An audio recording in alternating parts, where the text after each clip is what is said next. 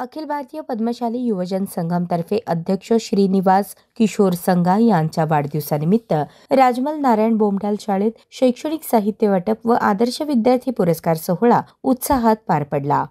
कार्यक्रमात LKG ते 7वीतील 30 गरजू व निराधार विद्यार्थ्यांना शैक्षणिक साहित्याचे वाटप करण्यात आले, तर शैक्षणिक क्षेत्रात उल्लेखनीय कामगिरी करणाऱ्या 10 विद्यार्थ्यांना आदर्श विद्यार्थी पुरस्कार देऊन सन्मानित करण्यात आले। या उपक्रमाचे मुख्य आयोजक पद्मशाली युवक संघटनेचे प्रेसिडेंट नागेश बोमढाल हे होते।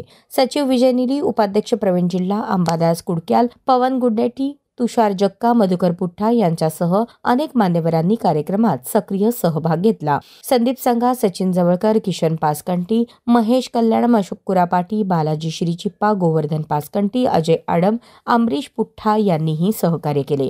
या उपक्रमातून विद्यार्थ्यांमध्ये प्रोत्साहन, आत्मविश्वास आणि सामाजिक जबाबदारीची भावना वृद्धिंगत झाल्याचे उपस्थितांनी सांगितले।